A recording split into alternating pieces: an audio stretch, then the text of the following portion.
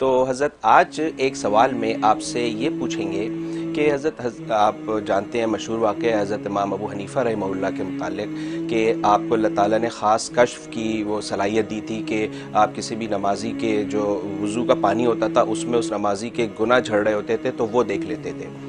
تو یہاں تک آتا ہے کہ پھر حضرت امام ابو حنیفہ رحمہ اللہ نے یہ اللہ سے درخواست کی کہ اللہ میں یہ گناہ نہیں دیکھنا چاہتا ہوں اور مجھ سے یہ کشف کی جو صلاحیت ہے سلب کر لے. تو اللہ تعالیٰ نے وہ بھی سلب کر لی تھی. تو حضرت آج کے کچھ نام نہاد آدھے پونے پڑے ہوئے مولوی انجینئر ٹائپ کے لوگ وہ یہ اعتراض کرتے ہیں کہ اللہ تعالیٰ تو ستار العیوب ہے, وہ تو اتنا بڑا ستار العیوب ہے کہ قیامت والے دن بھی اپنے بندوں کے عیوب کو ڈھانپے گا اور لوگوں کے سامنے ظاہر نہیں کرے گا. اور تو وہ ایک دنیا میں ایک بزرگ کو کیوں یہ صلاحیت دے دیں گے کہ وہ دوسروں کے گناہ چیک کرتے پھریں. اور پھر وہ امام ابو حنیفہ یہ بھی اعتراض کرتے ہیں کہ یہ امام ابو حنیفہ اگر میں ان کو ایک انجینئرنگ کا فارمولہ دوں تو وہ یہ نہیں پڑھ سکیں گے جب تک میں انہیں نہیں پڑھاؤں, اور وہ نہیں سمجھ سکیں گے, یا وہ آج کی ڈیوائسز یوز نہیں کر سکیں گے جب تک ہم انہیں سکھائیں نہیں. تو جب وہ اتنا ایک ظاہری علم نہیں سمجھ سکتے امام ابو حنیفہ اگر آج آ جائیں تو وہ یہ اتنے چھپے ہوئے اتنے گہرے گناہ کیسے ڈیٹیکٹ کر لیتے تھے اور چیک کر لیتے تھے. تو حضرت اس کے بارے میں بتائیے گا کہ یہ بڑا ہی عجیب و غریب اعتراض کرتے ہیں اور عام خلقت کو اس سے بڑا کنفیوژن بھی ہوتا ہے اور شاید نقصان بھی ہوتا ہے.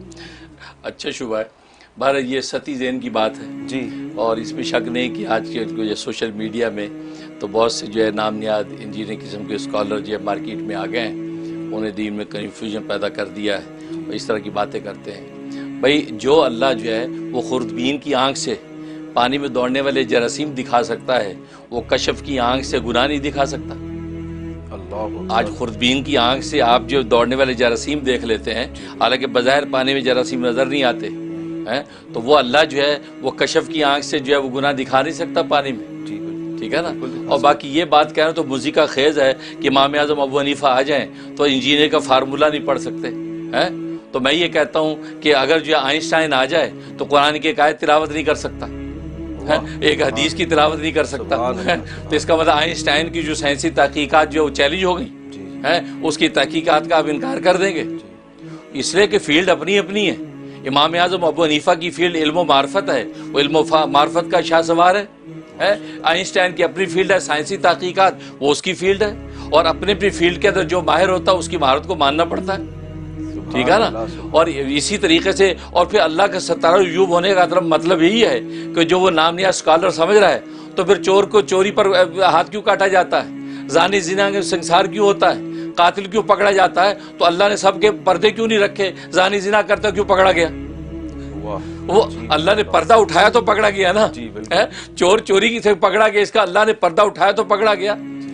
اور تہمت لگانے والے جو تہمت لگاتا اللہ نے اس کو واشکاف کیا تو پکڑا گیا. تو اللہ نے پردے کیوں اٹھا دیے, تو پھر تو یہ حدود قصاص کا سارا نظام درم برم ہو جائے گا. سبحان اللہ سبحان اللہ, زبردست لاجک. وہی نا. تو آپ زانی اور زانی پر کیسے, او جی او زانی, یہ اللہ نے کیسے پردہ اٹھا دیا, اللہ سے ستارہ العیوب تھا, اس کے زنا کو کیسے ظاہر کر دیا اللہ نے. تو پھر تو آپ یہ کہیں گے یہ اعتراض تو اللہ پہ جاتا ہے, اور اللہ نے کہا کہ زانی کو سنسار کرو, اللہ نے کہا کہ چور کے ہاتھ کاٹو. اللہ تو اس کا مطلب اللہ ظاہر کرتا ہے, تو ظاہر کرنا اور چھپانا یہ دونوں اللہ کے وصف ہیں. اللہ کا نام ظاہر بھی ہے, اللہ کا نام باطن بھی ہے. کسی پر ستاری کا پردہ تانتا ہے, کسی پر نہیں تانتا, یہ تو اس کی مشیت اور مرضی ہے. تو بالکل اسی طریقے سے امام اعظم ابو حنیفہ رحمۃ اللہ علیہ کو اللہ نے یہ کشف کی آنکھ دے دی کہ وہ جو اس کے اندر گناہ دکھا دیے.